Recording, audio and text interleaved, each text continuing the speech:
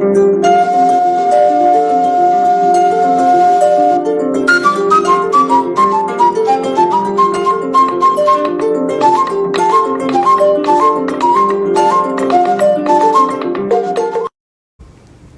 êtes à l'abreuvoir de l'actualité. À toutes et à tous, bonsoir, bienvenue. Voici les grandes articulations.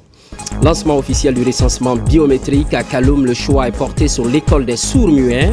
La délégation est composée d'autorités gouvernementales et militaires. Une étape cruciale dans les préparatifs du référendum prévu pour septembre prochain. Le projet urbain Ville Harmonia intéresse l'Union des Comores. Une équipe est à Conakry. Elle est venue s'inspirer du modèle guinéen dans le secteur de l'habitat, des innovations mises en œuvre par B2D. C'est dans le cadre de la coopération Sud-Sud. Festival des musiques urbaines d'Anoumabo à Abidjan en terre ivoirienne. La Guinée participe en tant que pays invité d'honneur. Une forte délégation est sur place. Près de 300 festivaliers sont mobilisés. Images et témoignages à suivre dans cette édition. Lancement officiel du recensement biométrique, je vous le disais à l'instant, à Kaloum, l'école des sourds-muets est retenue pour les opérations. Pour s'assurer de l'effectivité, une délégation est passée sur le terrain. Elle est composée d'autorités gouvernementales et militaires, une étape cruciale pour le succès du référendum fixé à septembre de cette année. Fatoumata Kourouman, compte rendu. Ce mardi 15 avril 2025, la Guinée entre dans une nouvelle ère avec le lancement officiel du recensement biométrique. Cette initiative, marquée par un acte du président de la République le 1er avril 2025, s'inscrit dans le cadre des préparatifs pour le vote référendaire prévu pour le 21 septembre 2025. À cet effet, une délégation présidentielle composée du ministre, secrétaire général de la présidence, le général Amara Kamara, du ministre directeur de cabinet de la présidence, Diba Diakité, du ministre de la Défense nationale, du chef d'état-major général des armées, du haut commandant de la gendarmerie nationale et directeur de la justice militaire, ainsi que de la gouverneure de la ville de Conakry et de plusieurs autres membres du gouvernement, a souhaité donner l'exemple en se faisant recenser à l'école primaire des sourds-muets Sultan de Boulbiné dans la commune de Kaloum. Ce geste symbolique démontre l'importance de l'inclusion et de la participation de tous les citoyens, quelles que soient leurs conditions. En se rendant dans cet établissement scolaire, cette délégation de haut niveau met également en lumière une réalité souvent négligée, celle des personnes vivant avec un handicap, et souligne la nécessité d'une société qui valorise chaque individu.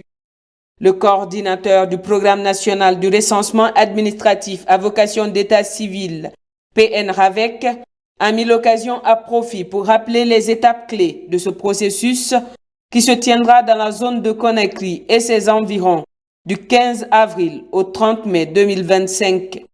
Tandis que les représentations diplomatiques à travers le monde auront du 30 avril au 20 mai pour participer. Il a également assuré que des mécanismes efficaces sont en place pour garantir la sécurité des données personnelles recueillies, ce qui est essentiel pour instaurer la confiance des citoyens dans le processus. C'est un acte républicain que tous les citoyens guinéens doivent accomplir parce qu'au-delà du processus électoral, ça leur permettra d'être dans la base de données de l'état civil et on va leur attribuer un numéro personnel d'identification sécurisé juridique. C'est un identifiant unique qui appartient aux citoyens ad vitam aeternam, de sa naissance jusqu'à son décès. Tous les faits d'état civil découleront de ce processus. C'est donc éminemment important pour tous les citoyens d'être aujourd'hui au front pour se faire enrôler. L'enrôlement concerne aujourd'hui tous les citoyens de 10 ans et plus et cela permettra d'une part d'enrichir la base de données du registre national des personnes physiques pour l'état civil, mais en même temps de faire l'extraction du fichier électoral en vue des joutes électorales.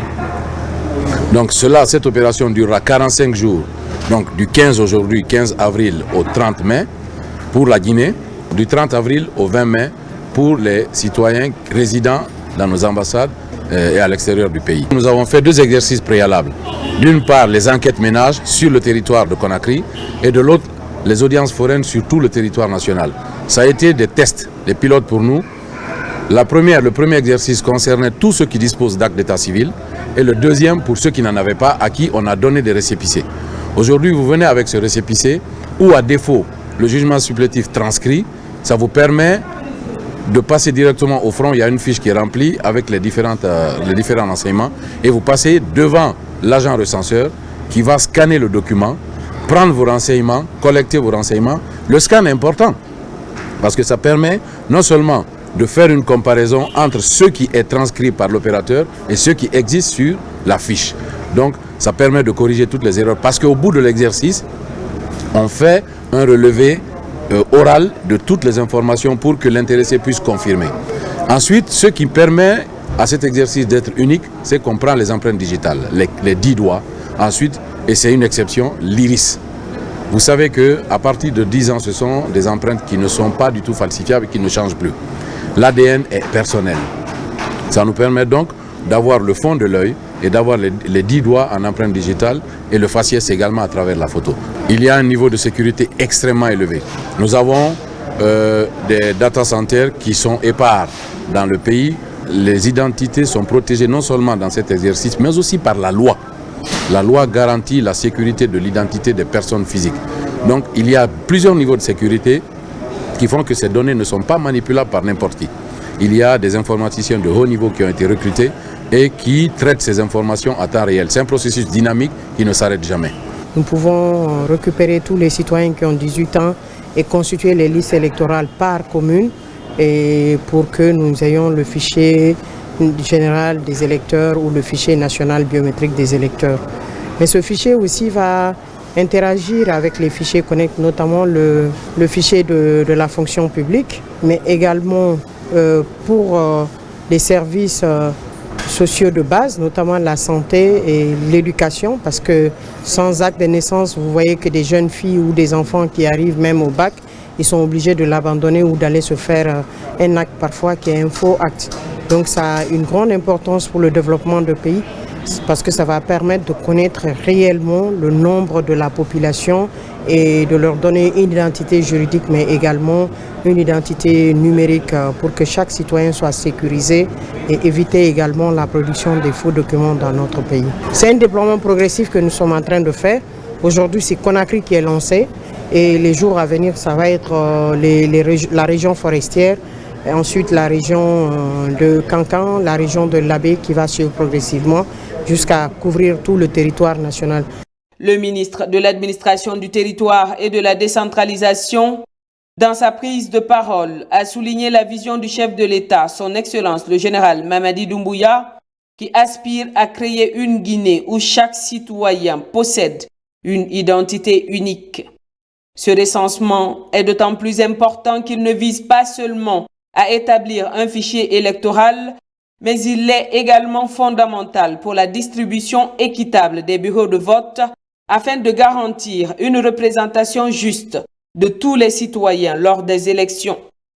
C'est avec honneur et engagement que je prends la parole ce matin de la date historique du 15 avril 2025 à l'occasion du lancement officiel du premier recensement biométrique des Guinéennes et Guinéens âgés de 10 ans et plus. Cette activité, nous, ministère de l'Administration du territoire et de la décentralisation, la menons sur vos hautes instructions et leadership et sous la coordination effective du Premier ministre, chef du gouvernement, à travers les actions opérationnelles de notre Direction nationale des affaires politiques et de l'administration électorale et le programme national de recensement administratif à vocation d'état civil PNRAVEC. Elle vise à concrétiser votre vision, de donner à chaque Guinéen et chaque Guinéenne une identité unique et biométrique qui permettant d'exprimer sa citoyenneté, dont le droit de vote une fois la 18e année de naissance révolue. L'identité qui amènera de ce processus sera unique et non falsifiable, car En plus de l'exemple digital, elle prendra en compte l'iris de chaque individu. Votre soutien inconditionnel et sans relâche nous a permis d'atteindre les résultats aussi rapidement. Je voudrais humblement vous exprimer toute notre gratitude et fierté à servir le vaillant peuple de Guinée à vos côtés. Je voudrais ici inviter le peuple de Guinée à une mobilisation historique pour massivement se faire recenser. Je voudrais également informer nos compatriotes que ce processus permettra non seulement d'établir la liste électorale, mais aussi l'attribution du bureau de vote géolocalisé. En plus d'être une formalité administrative, le recensement biométrique est l'une des étapes clés du chronogramme pour le retour à l'ordre constitutionnel. Il représente une opportunité pour chaque Guinéen de revendiquer sa voix et son droit à participer activement à l'avenir politique du pays. C'est un jour heureux pour le CNRD et tous les collègues du gouvernement ici présents. Mais historiquement, on veut rappeler quand même le chemin qui nous a permis d'être là. Et vous vous souviendrez qu'il y a quelques mois, le chef de l'État avait instruit le ministère de l'administration du territoire de commun accord avec les acteurs politiques de travailler sur un chronogramme de la transition. Et l'établissement de ce chronogramme-là a ressorti 10 points. Et un des points était le recensement général de la population de l'habitat, qui était d'ailleurs le premier point.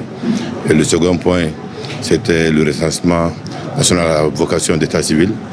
Et ensuite, il y avait le fichier électoral et l'élaboration de la Constitution, le vote référendaire. Ensuite, les organes issus et les différentes élections. Et cette étape qui commence aujourd'hui est assez importante et décisive pour la marche, puisque vous savez que les procédures sont entremêlées, interconnectées. Le processus, c'est de faire en sorte que chacun puisse avoir un identifiant et faire en sorte que chacun puisse participer effectivement au développement des projets de sa communauté, de sa zone, parce que les programmes de développement désormais vont être basés sur l'humain. Donc c'est une invite à travers cette opération qui commence aujourd'hui que nous voulons faire à l'ensemble des populations de participer volontairement et nombre à cette opération. Ça va nous permettre de mettre les politiques publiques encore beaucoup plus solides. Ce processus est devenu aujourd'hui irréversible et nous pensons que ça va nous mener naturellement et tout doucement vers le 21 septembre qui est la date retenue pour le référendum. Ce recensement biométrique lancé ce jour représente un moment historique et affiche l'image d'une nouvelle Guinée où chaque voix compte et chaque identité est reconnue. On prend la température. Du côté de Dixine, la ministre Charlotte Daffé a présidé le lancement des opérations. Parallèlement, le ministre de la Santé était dans la commune de Ratoma, à Matoto et Matam, respectivement. Le secrétaire général du ministère des Infrastructures et Badra Koné ont donné le coup d'envoi. Adjudant-chef Aboubakar Kamano de la presse militaire.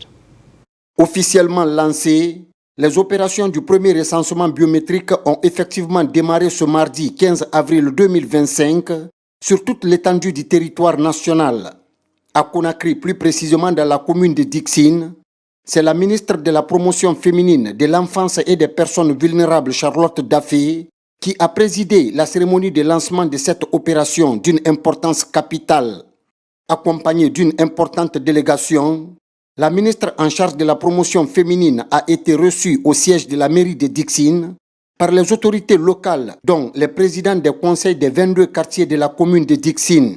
Cette activité républicaine découle de la vision de son Excellence, Monsieur le Président de la République, le général d'armée Mamadi Doumbouya, chef de l'État, chef suprême des armées, sous la coordination effective de son Excellence, Monsieur le Premier ministre, chef de gouvernement, Monsieur Amadou Riba.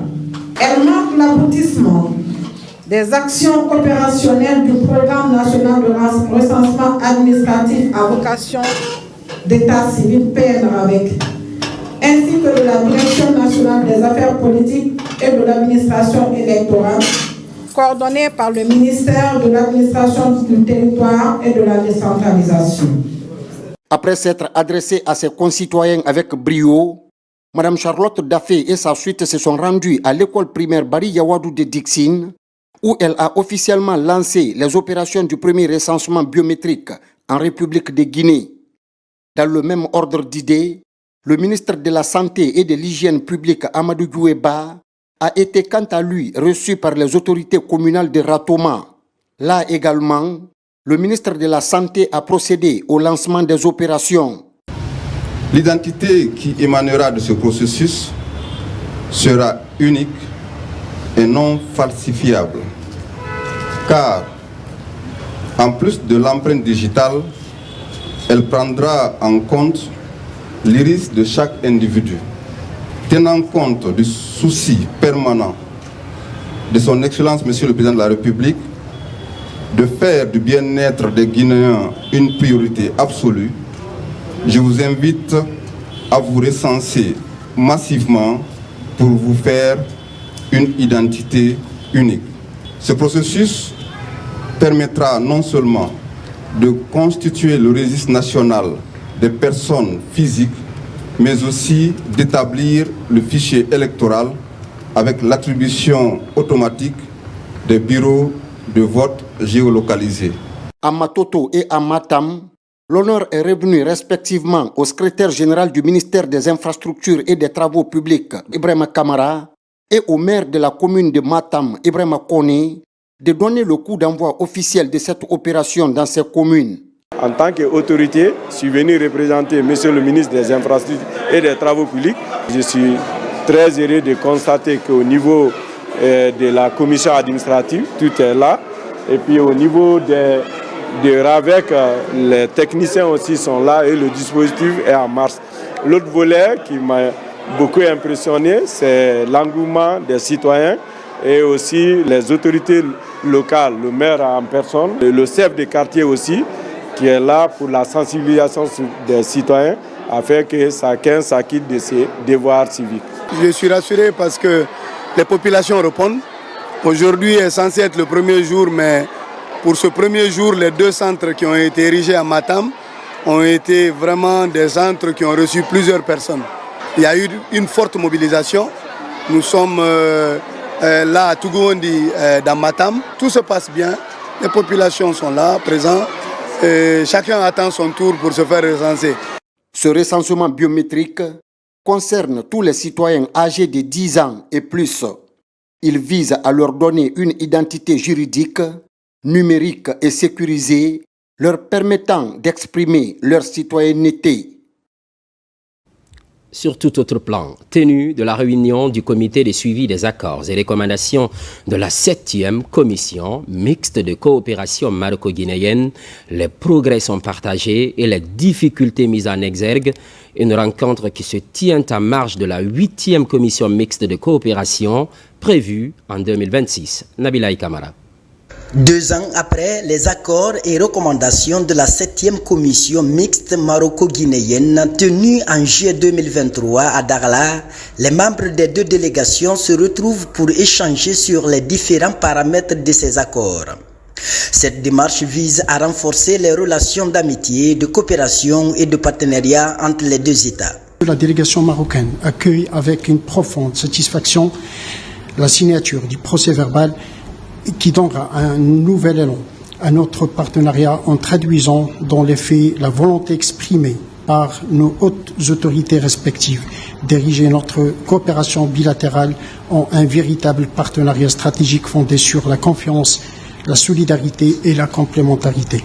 Cette réunion nous a permis de faire un point d'étape constructif sur l'état de mise en œuvre des accords issus de la 7e commission mixte tenue à Dakhla et de saluer les avancées significatives établies dans les différents domaines. Cette rencontre a été une opportunité pour les participants d'échanger sur les progrès enregistrés, d'évaluer le cadre juridique, d'identifier les difficultés rencontrées afin de formuler des recommandations concrètes. Dans un monde trouble et troublé aujourd'hui, voir que entre nos 2 pays, un héritage de fraternité, de paix, d'entente, d'entraide existe déjà depuis près d'1 siècle.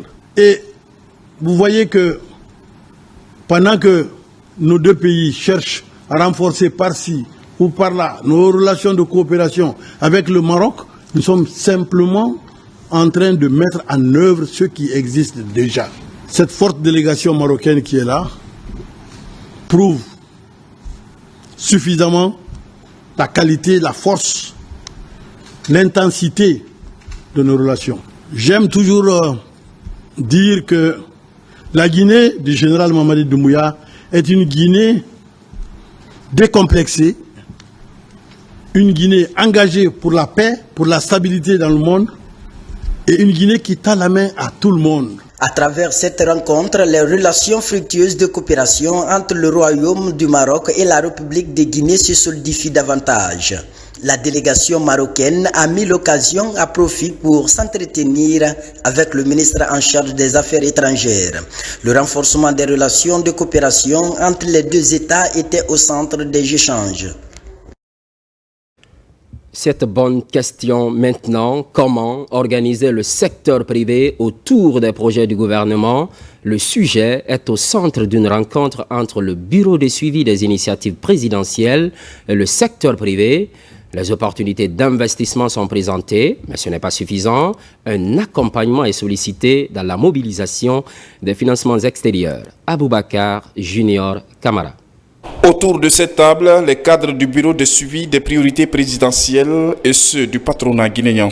Ils se sont engagés dans une dynamique de coopération pour accompagner et appuyer le secteur privé afin de contribuer davantage à la croissance économique de notre pays. Dans le cadre du programme Simandou 2040 et toutes les opportunités économiques qui vont se créer, il est important que ce secteur privé puisse apprécier ces opportunités et puisse se mettre en position de les absorber et de se mettre dans son rôle de créateur d'emplois, de pourvoyeur d'emplois, puisque l'État ne peut pas tout faire. Dans la dynamique de Simandou 2040, il est important que le secteur privé puisse jouer son rôle de premier plan dans la réalisation des projets et programmes d'investissement public. Aujourd'hui, le programme et la confiance que tout le monde a dans Simandou 2040 fait que cette confiance-là étant suscitée, l'outil le plus important était aujourd'hui le BSPP qui est mis en place, qui, de façon technique, elle est compétente pour accompagner, pour supporter le secteur privé guinéen. On a rappelé certains préalables, notamment finaliser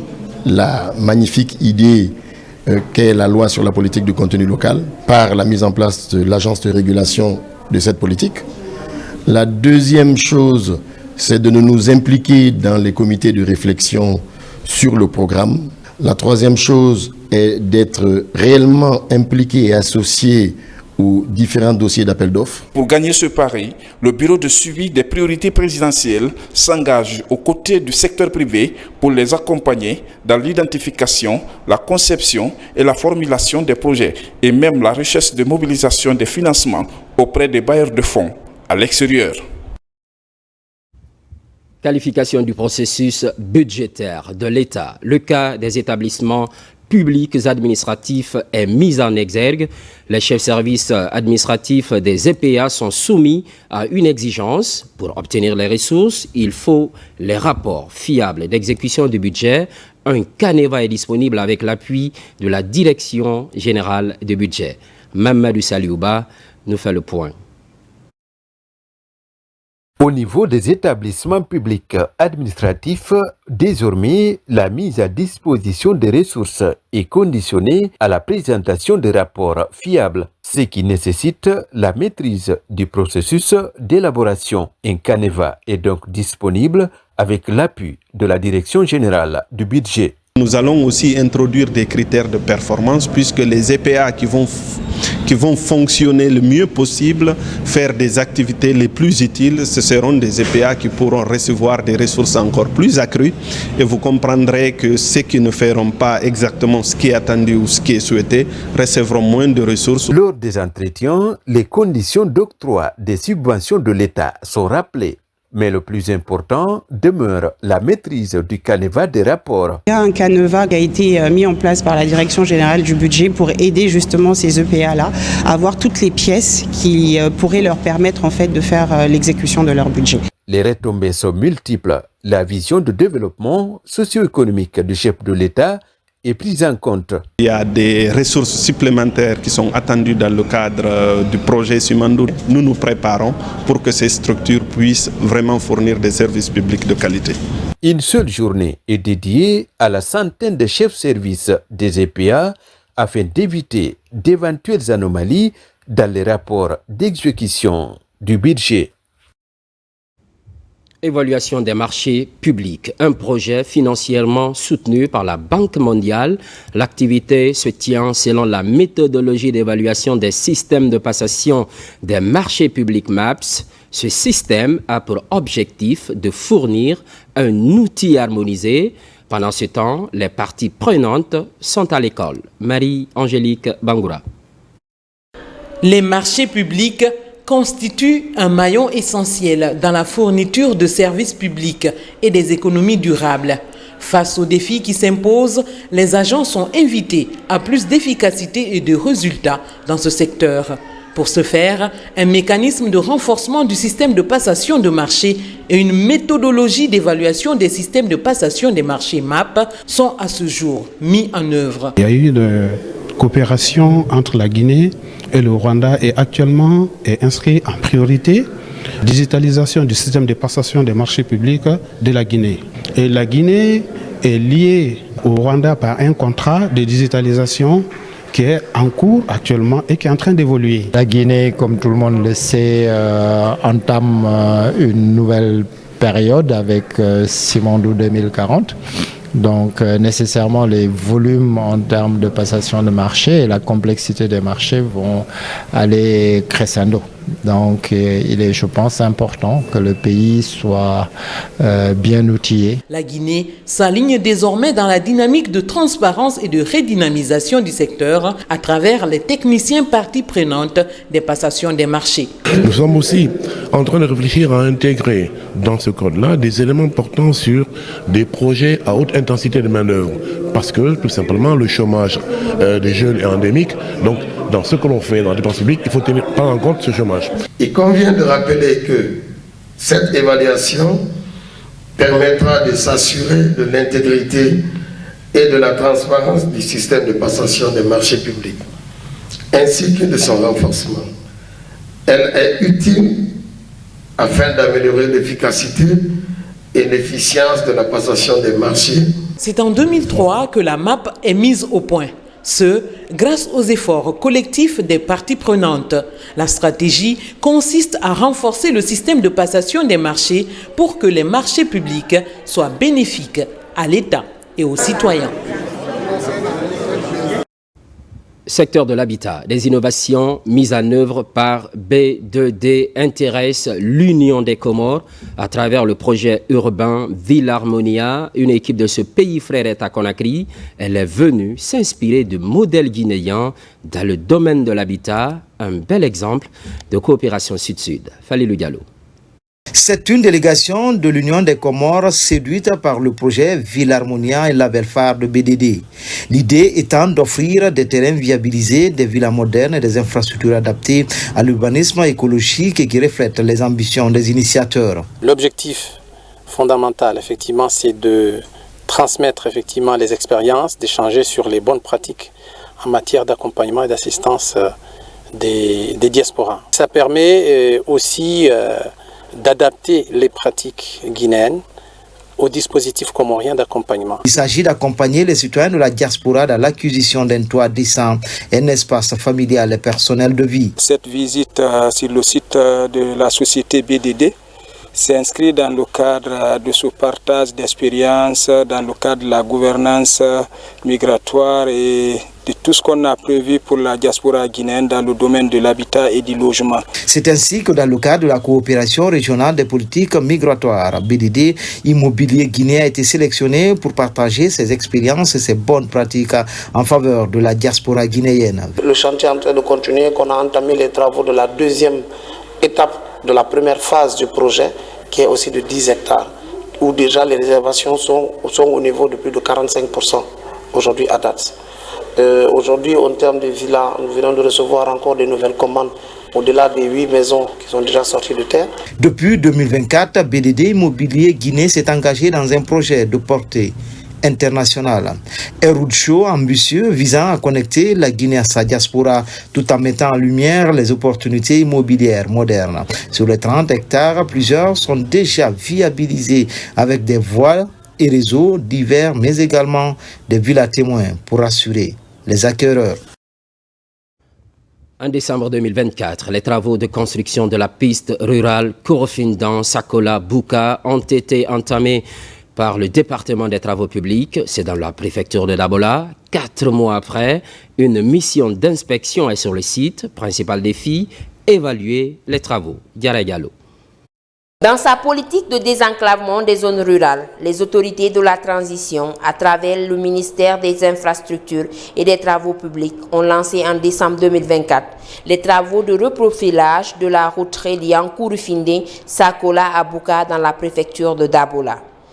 4 mois après le début des travaux, une mission d'inspection a été dépêchée sur le site pour évaluer l'état d'avancement des travaux. Les premières impressions sont bonnes. Avec ce dégagement, l'entrepreneur est quand même arrivé à 50% de ce qu'il devrait faire parce qu'il a carrément dégagé la route. Et ce qui reste vraiment comme des ouvrages à réaliser, ce sont les ponts, tels que le pont de Sakola qui est un grand ouvrage et le pont de Coup d'État qui mérite aussi d'être réalisé. Donc ce sont ces points-là qui restent. Cette route longue de 18 km est cruciale pour le désenclavement des zones rurales, facilitant ainsi les échanges entre les différents villages de la région.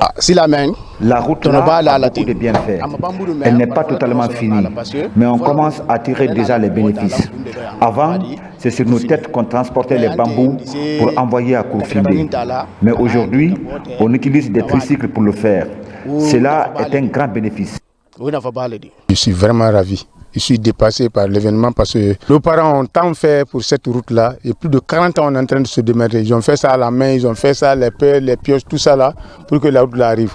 Mais Dieu merci, aujourd'hui on est ravis. Une fois achevée, cette route permettra aux habitants d'accéder facilement et rapidement à Bouka, Sakola, Kankama ainsi qu'à Dialakoro dans la préfecture de Dinguiraye.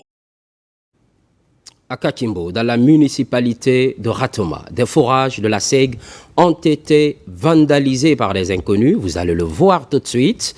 Conséquence immédiate, le manque d'eau potable dans plusieurs ménages de la capitale. Nabi Kamara.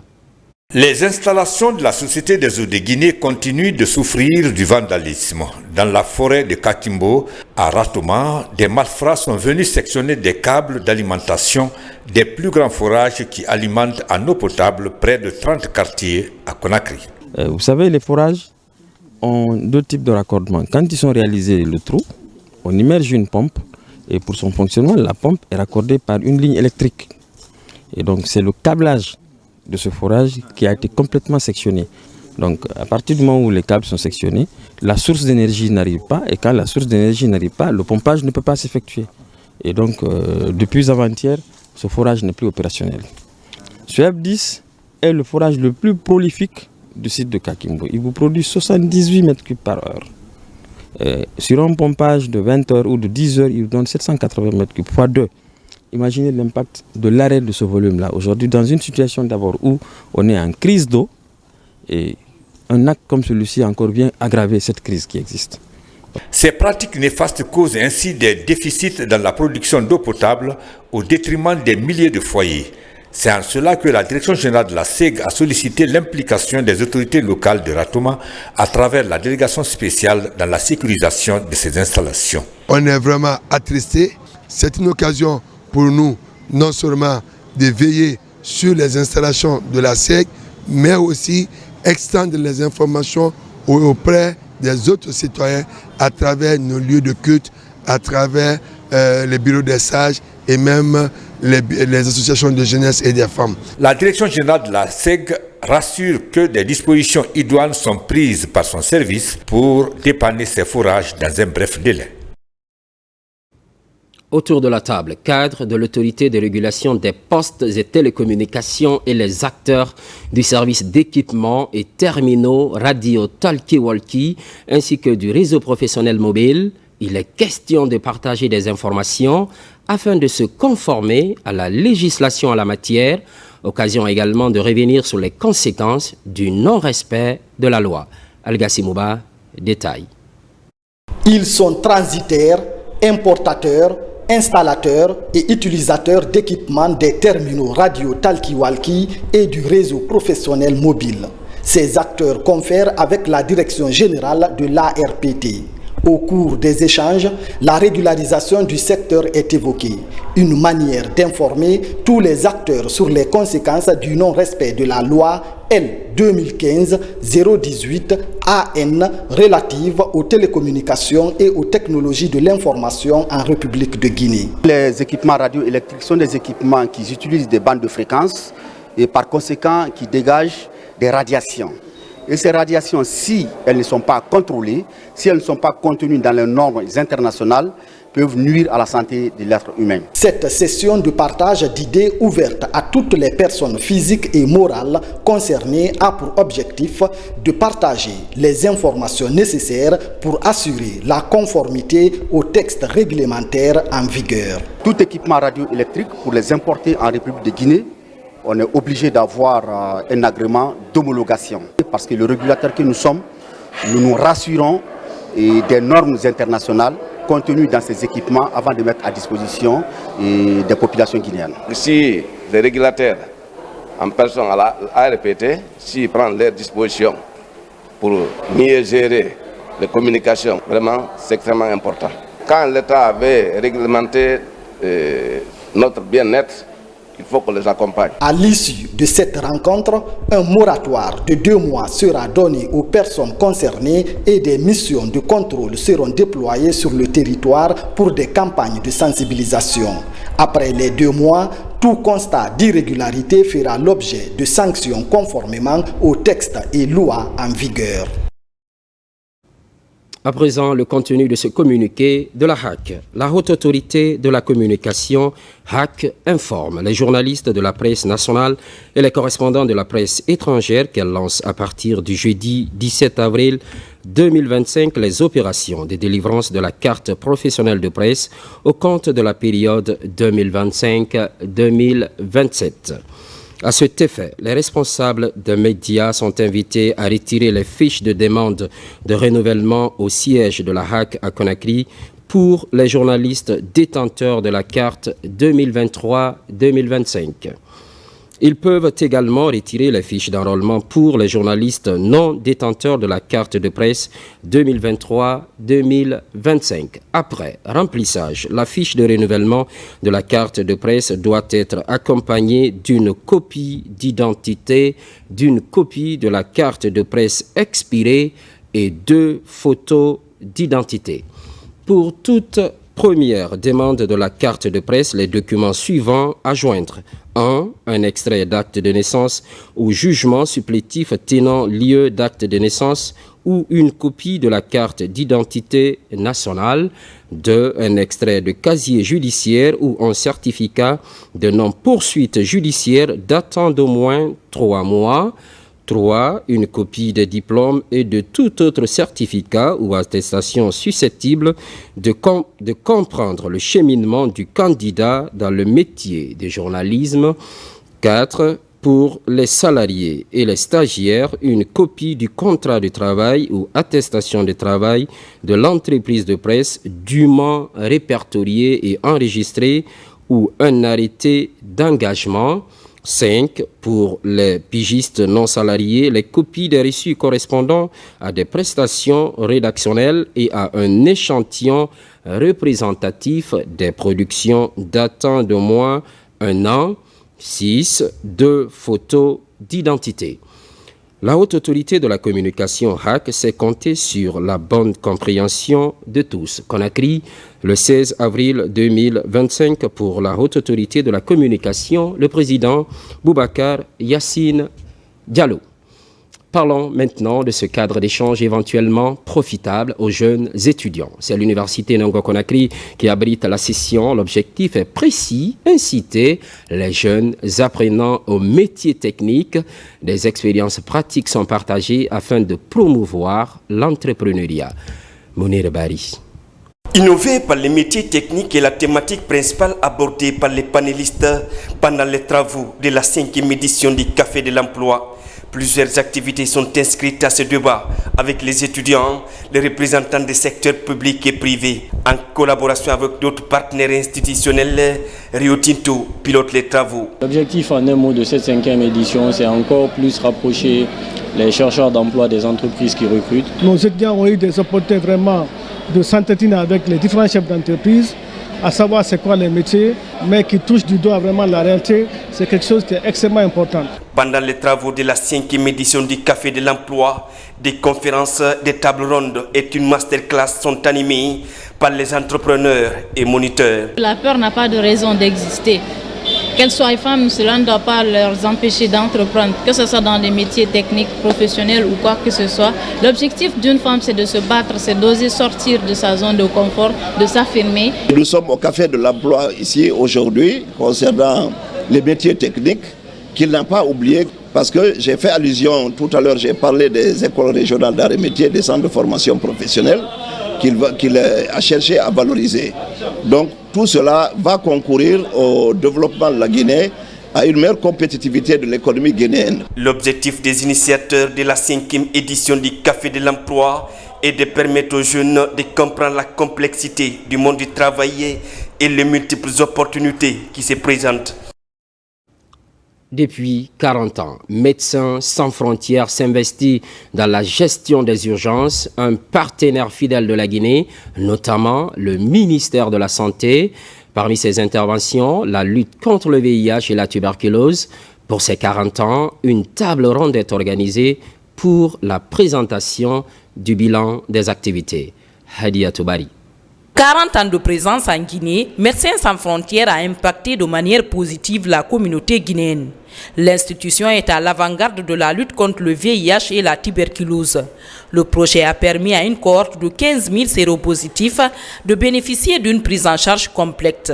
Médecins sans frontières accompagne notre pays dans cet engagement essentiel. Grâce à ce partenariat, ce sont aujourd'hui des milliers de patients qui bénéficient de soins de qualité dans un cadre respectueux, humain, gratuit et accessible. Nos équipes ont travaillé ensemble main dans la main pour promouvoir et assurer un accès au traitement.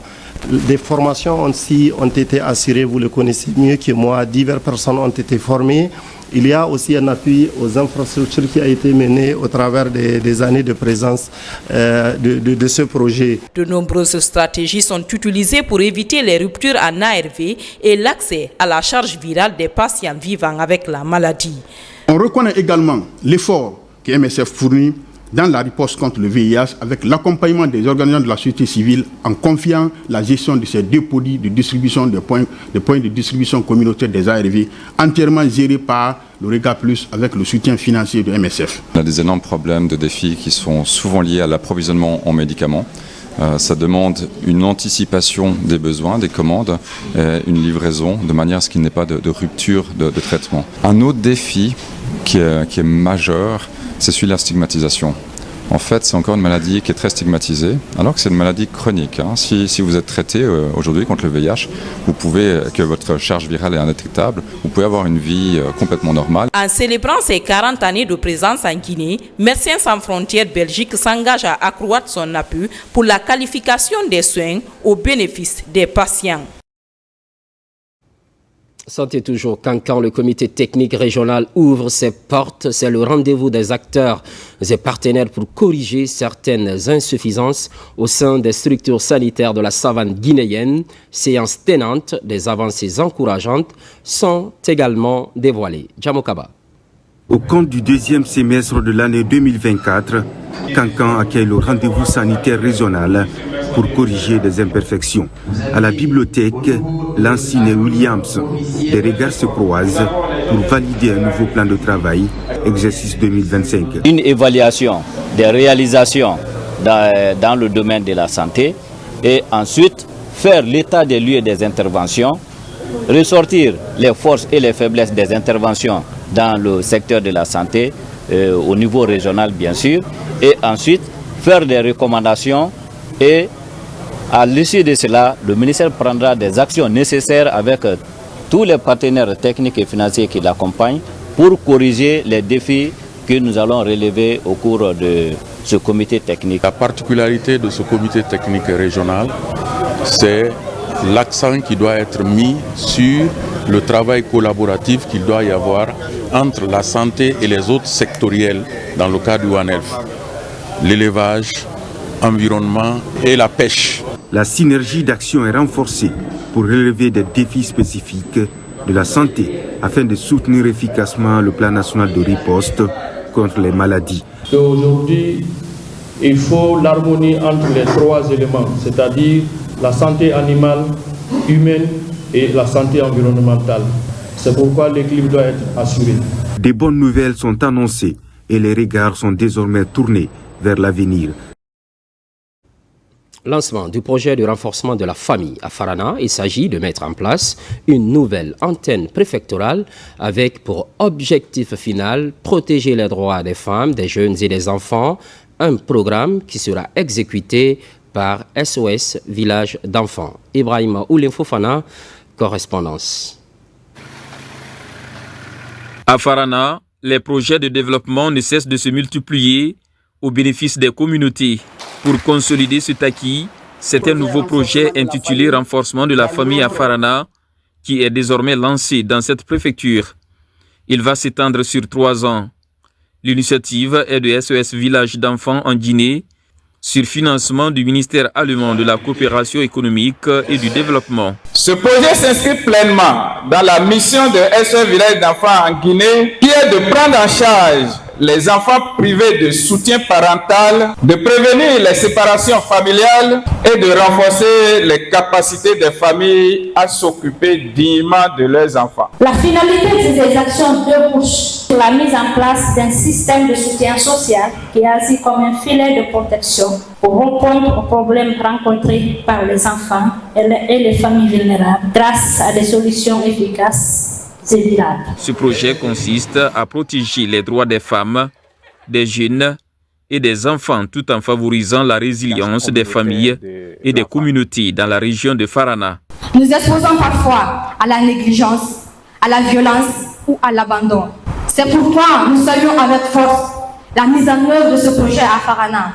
Il témoigne d'un engagement concret pour renforcer le système national de protection de l'enfant, pour accompagner les familles dans la réduction de leur vulnérabilité et pour bâtir une société plus juste ou plus inclusive. Ce projet est initié et mis en œuvre grâce au plaidoyer que M. le gouverneur de la région de Farana a porté auprès de cette grande institution d'assistance. Ce projet touche pour ce démarrage le centre-ville de Farana et la sous-préfecture de Bendou. La riposte contre les mutilations génitales féminines dans les communautés. À Forikaria, la sensibilisation est activée. Elle touche directement élèves et citoyens de la localité. Une opération pilotée par la Fédération Mounafani de Kindia et son partenaire UNICEF. Marwan Kamara.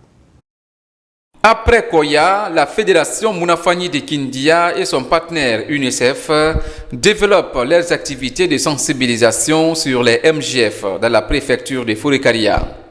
Une localité où le constat révèle que le taux de mutilation génitale est très élevé. Cette initiative de la FMK et son partenaire favorise la participation des structures communautaires et des élèves. Forikaria constitue la deuxième étape de cette campagne de sensibilisation de masse allant dans le cadre de l'habilitation communautaire afin que les gens soient conscientisés des conséquences des mutilations génitales féminines. Des démonstrations théâtrales, une autre alternative pour renforcer et faciliter la communication entre ces défenseurs des droits de l'homme et la communauté. La démarche interpelle à tous les niveaux à l'abandon de cette pratique néfaste dans la préfecture de Forikaria.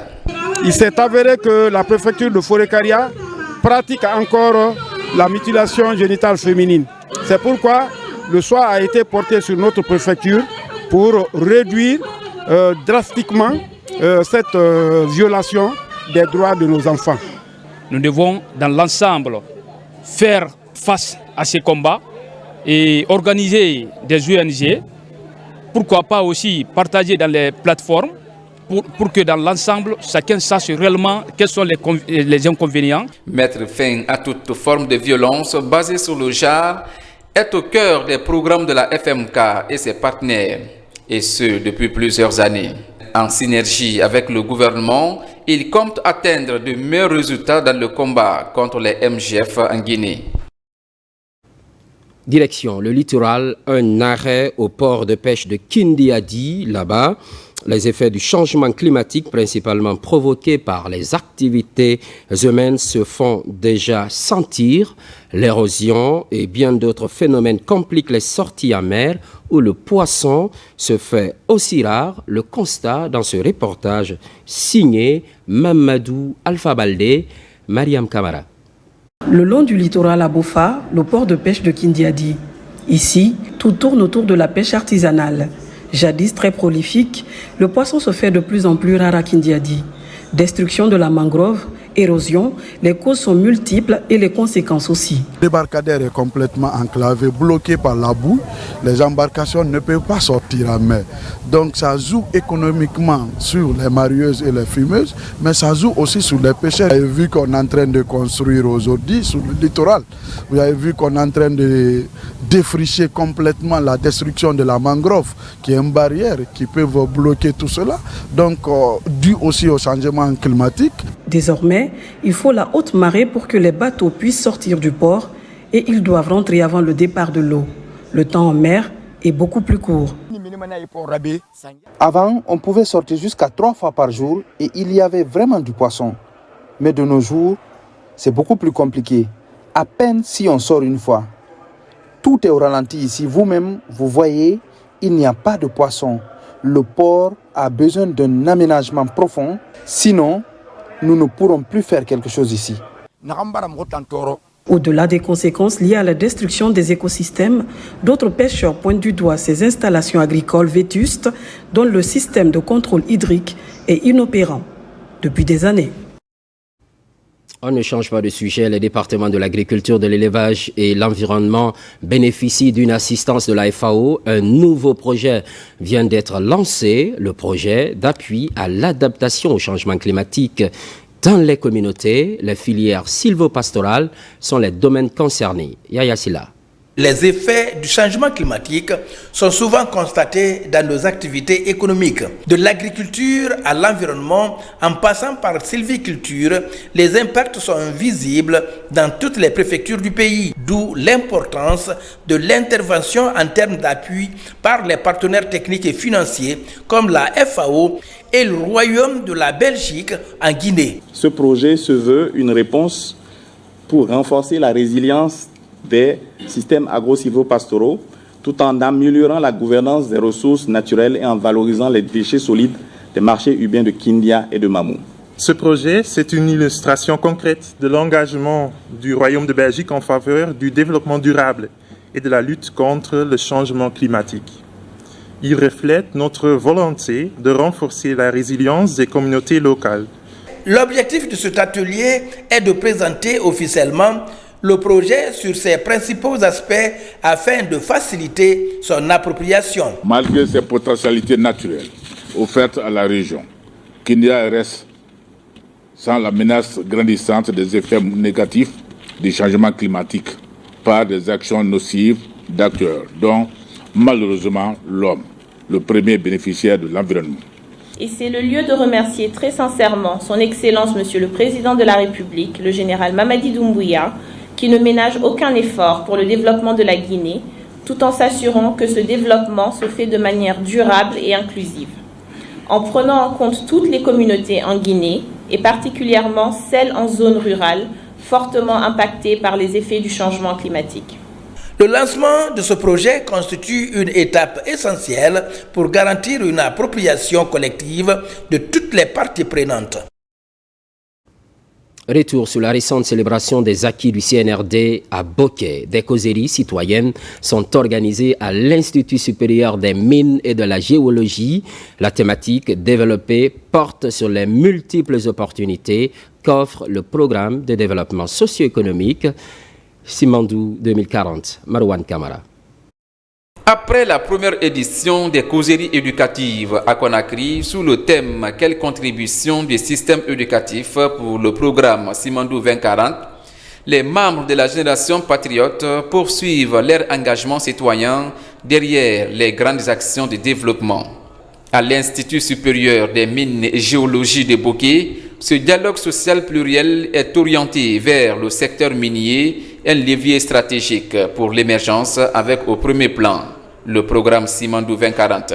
Notre mission est de renforcer la visibilité des initiatives nationales à travers diverses activités comme celle-ci, à informer, sensibiliser et mobiliser les citoyens et les citoyennes autour de nos idéaux pour bâtir ensemble un avenir sûr et meilleur. Cet espace de causerie citoyenne a suscité des débats enrichissants entre les panélistes et les étudiants. Il a permis d'approfondir les connaissances sur les ambitions du gouvernement axées sur le programme Simandou 2040. On entendait Simandou, mais on ne savait pas qu'est-ce que Simandou avait pour nous. Et là, aujourd'hui, après cela, on a compris que vraiment le projet Simandou réserve assez d'opportunités pour nous. Quasiment toute la moitié du gouvernement qui était là pour parler des différents axes dont peut bénéficier la Guinée. Donc à travers cet exercice, nous avons compris davantage ce à quoi nous pouvons nous entendre face à ce projet. Cette plateforme d'information est aussi couplée à la marche de reconnaissance des acquis des autorités. Là, les membres de la génération patriote sont fortement représentés dans les rues de Boké. Aujourd'hui, nous sommes fiers de lui, parce que qui parle de la Guinée aujourd'hui parle du développement de la Guinée. Et nous avons vu ce qu'il a fait en un laps de temps. Ce grand rendez-vous de Boké a mobilisé toutes les couches sociales et de nombreuses bonnes volontés venues de partout, déterminées à accompagner le président de la République dans son projet de développement. Après cette ferveur populaire à Boké, Raja Djaba Doumbouya et son équipe poursuivent l'installation des bureaux fédéraux à l'intérieur du pays, cap sur Sangaredi, où le bureau est déjà validé. Kerfa la presse Camara. À l'image de plusieurs localités de Boké, la sous-préfecture de Sangaredi adhère à l'esprit du Mosakot sous la conduite de la coordinatrice nationale Raja Djaba Doumbouya. Ici, le bureau fédéral de 30 membres est installé. Nous sommes derrière les idéaux du chef de l'État, nous sommes derrière les idéaux du CNRD, en sa tête le général d'armée Mamadi Doumbouya. Donc nous acceptons le développement local et nous l'accompagnons. Chez nous aujourd'hui, dans la sous-préfecture de Sangaredi, rien n'assiste pas pour le général. C'est un homme qui est venu pour le développement socio-économique dans notre cher pays en Guinée. Dans toute la République de Guinée aujourd'hui, il a posé des actes concrets. Pendant cette tournée, une série de rencontres est organisée par le Mosakot avec des structures de soutien pour définir ensemble les actions stratégiques à mener pour un soutien indéfectible au CNRD. On a compris, les jeunes de Sangaredi, les autorités, ils sont tous dans l'esprit du CNRD, de Mamadi Doumbouya. Ils nous ont montré tous les actes posés par le président. C'est salutaire et c'est appréciable. Avec l'installation de ce nouveau bureau fédéral, le Mosakot de Sangaredi assure désormais la coordination de toutes les initiatives locales visant à préserver les idéaux de paix et de développement prônés par le CNRD sous la conduite du général président Mamadi Doumbouya. Culture Grand Prix de la Poésie, c'est parti pour la 5e édition, une scène émulation instaurée par le lycée moderne Nelson Mandela. Ça se passe à Conakry, une manière d'inviter les élèves à la lecture et surtout de promouvoir la scolarisation des jeunes filles. Bakary Bambakonde. Pour la 5e année consécutive, le lycée moderne Nelson Mandela a organisé le concours de poésie réunissant des élèves de plusieurs écoles de la capitale. Cette année, le thème choisi est l'éducation de la jeune fille et progrès des sociétés africaines. Cette 5e édition, comme les éditions antérieures, sont des occasions spéciales qui nous permettent non seulement de célébrer notre père de son vivant, mais aussi de présenter des poètes connus et inconnus. Pour garantir la stabilité et le progrès social, toute société a besoin de l'ensemble de ses membres afin de donner l'opportunité à chacun de démontrer son potentiel. Les différents poèmes abordent divers aspects de l'éducation des filles, allant des difficultés rencontrées au succès obtenu, tout en mettant en exergue le rôle des élèves dans la société. Je me suis inspirée de ma mère qui n'a jamais été à l'école. Maintenant, je me suis dit de transmettre ce message à mon grand-père qui ne lui a jamais instruit. J'ai dit à mes amis de venir s'inscrire pour acquérir de la connaissance. Le prix est dénommé Elhaj Bala Douno, fondateur du complexe scolaire Nelson Mandela. Je suis plein d'émotions parce que j'imagine comment une de mes filles a pu percer ainsi pour réaliser de mon vivant cette œuvre. L'œuvre qu'elle est en train d'accomplir est la continuation de ce que j'ai commencé à faire. Après délibération du jury, le premier prix Elhaj Bala Douno de cette 5e édition est revenu à l'établissement Simlapi à travers Memouna Traoré, élève en terminale sciences sociales. À présent, dans cette édition, cette lecture du Saint-Coran pour la promotion de la paix et du vivre ensemble. Elle est organisée par les anciens cadres de la radiodiffusion télévision guinéenne. On suit Nabila Kamara.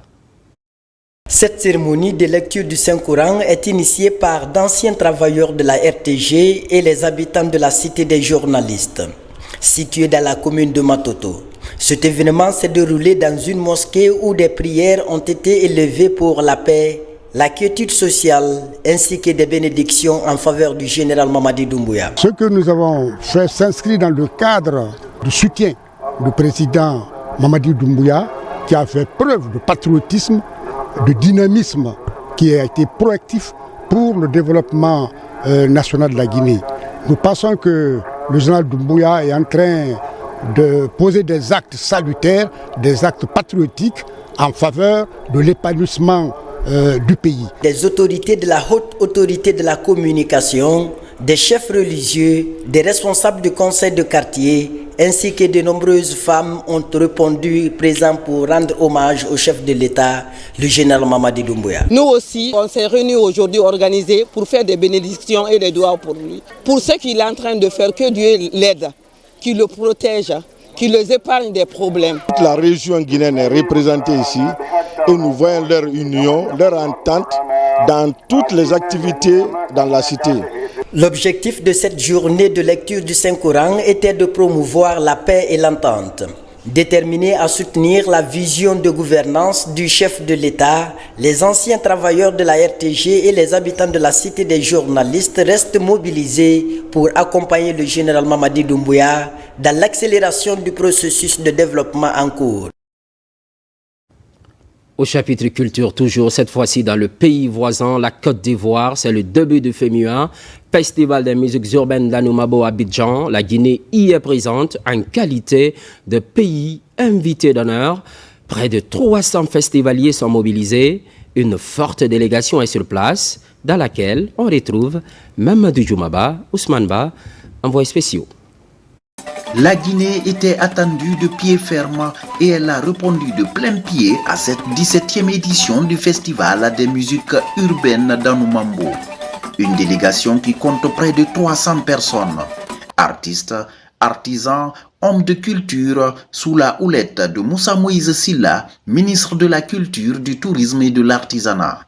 Le coup d'envoi est donné par le commissaire général du FEMUA devant les autorités ivoiriennes et guinéennes. Dans sa dynamique d'ouverture, le FEMUA, à travers chaque édition, met à l'honneur un pays. Cette année, c'est le pays frère de la Guinée qui nous honore de sa présence distinguée. Monsieur le ministre de la Culture, cher frère Moussa Moïse, je vous prie de bien vouloir transmettre à son Excellence, Monsieur le Président de la République, son Excellence, Monsieur Mamadi Doumbouya, qui nous a fait l'honneur de nous recevoir lors de notre passage en Guinée, ma profonde gratitude pour avoir accepté l'invitation du commissariat général du FEMUA. Chers frères et sœurs ivoiriennes, chers artistes, en tant que ministre de la Culture, du Tourisme et de l'Artisanat, je me fais aujourd'hui le porte-voix de toute la Guinée. Dans chaque pulsation de nos tambours, chaque mélodie de nos chants, chaque trait de pinceau sur une toile ou chaque mouvement gracieux de nos danseurs, résonne l'âme de notre pays. Une Guinée vibrante, fière, diverse et résiliente.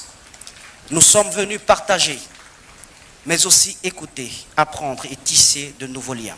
Le FEMUA, par sa capacité à fédérer les énergies et à transcender les barrières, est un carrefour d'inspiration, un laboratoire de l'Afrique culturelle de demain.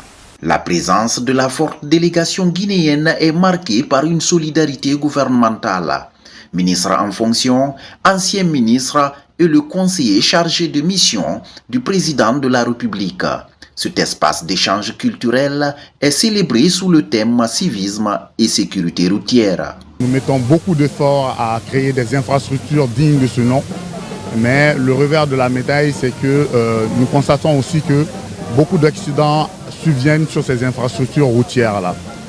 Partant du constat que la plupart des accidents concernent une frange de la population qui est assez jeune, qui dans le futur peut constituer un handicap pour le développement du pays. Il est normal de prendre les devants des choses, de prendre des initiatives qui puissent sécuriser cette jeunesse qui est l'avenir de nos pays, nos différents pays. Pour détendre l'atmosphère, le Ballet national de Guinée annonce les couleurs. Un avant-goût des rythmes et sonorités que les artistes vont démontrer au cours de ce FEMUA 17.